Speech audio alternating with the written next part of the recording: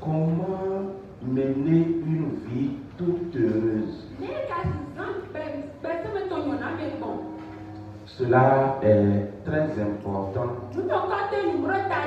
et nous devons comprendre. Gloire à Dieu. Souvent, quand tu observes les choses et que tu analyses les choses, tu peux te poser beaucoup de questions. Et l'une des questions que tu peux te poser, est-ce que la vie chrétienne n'est pas une vie de bonheur? Tu vas te poser la question de est-ce que la vie en Christ n'est pas une vie de paix, une vie de joie, une vie heureuse? Tu vas te poser la question, pourquoi? Parce que quand tu observes bon nombre de croyants, tu vas te dire, mais ils sont malheureux. Ils ne sont pas au repos. Ils n'ont pas la tranquillité. Ils n'ont pas la paix. Ils n'ont pas santé. Il n'y a pas la jouissance. Tu constates que bon nombre de croyants, dans la vie de bon croyants, il n'y a pas la jouissance. Pourquoi cela? Et cela nous amène à comprendre que beaucoup n'ont pas compris. Ils viennent à l'église certainement. Ils viennent prier certainement. Ils viennent participer aux offrandes, aux actions de grâce, aux activités de l'église. Mais il n'y a pas la jouissance. Alors, quand tu lis bien la Bible, tu vas comprendre que ce n'est pas la volonté de Dieu ça pour ces enfants. La volonté de Dieu pour ses enfants, c'est que ses enfants soient heureux, bénis, prospères, jouir de la paix, de la tranquillité, de la bonne santé, de la prospérité. Mais qu'est-ce qui se passe? Et que la vie chrétienne ne manifeste pas ça, ne prouve pas cette volonté du Seigneur dans beaucoup de personnes.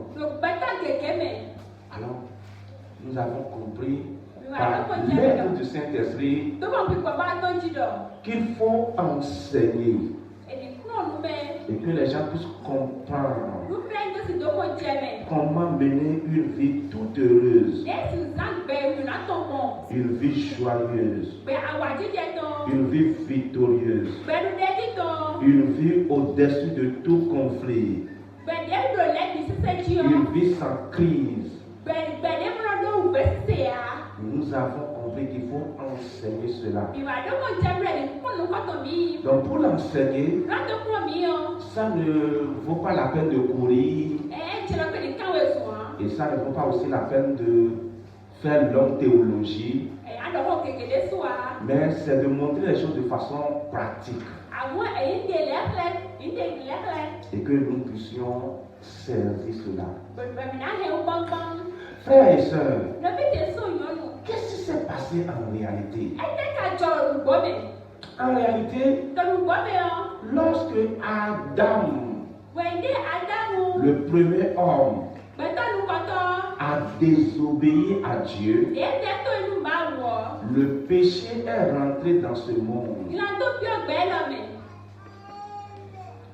Lorsque Adam a péché, a désobéi, a mal fait, n'a pas marché suivant la parole de Dieu.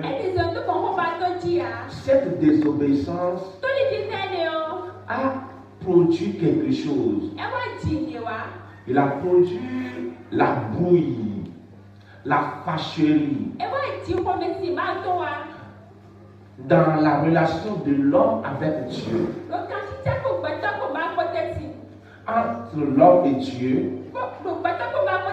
quelque chose est rentré dedans.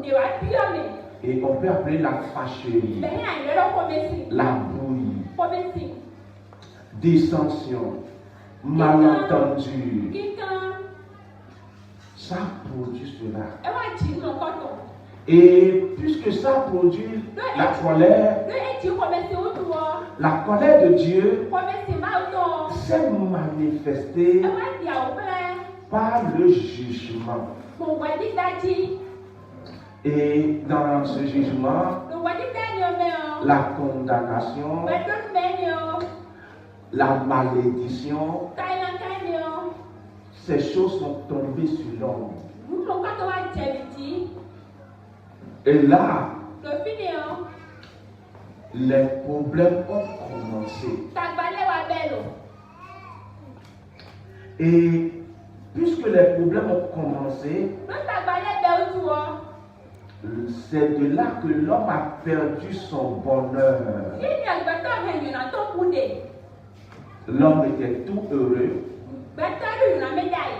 béni, dans de bonnes conditions. Mais lorsque Adam a failli, frères et sœurs, cela a entraîné la colère de Dieu. Et la colère de Dieu s'est exprimée par le jugement, la condamnation, les malédictions. Et quand tout cela est devenu l'eau de l'homme, l'homme a commencé par expérimenter la misère, une vie malheureuse, une vie sans bonheur. Et ça a commencé. Dans Romains chapitre 5, verset 12, après, oui.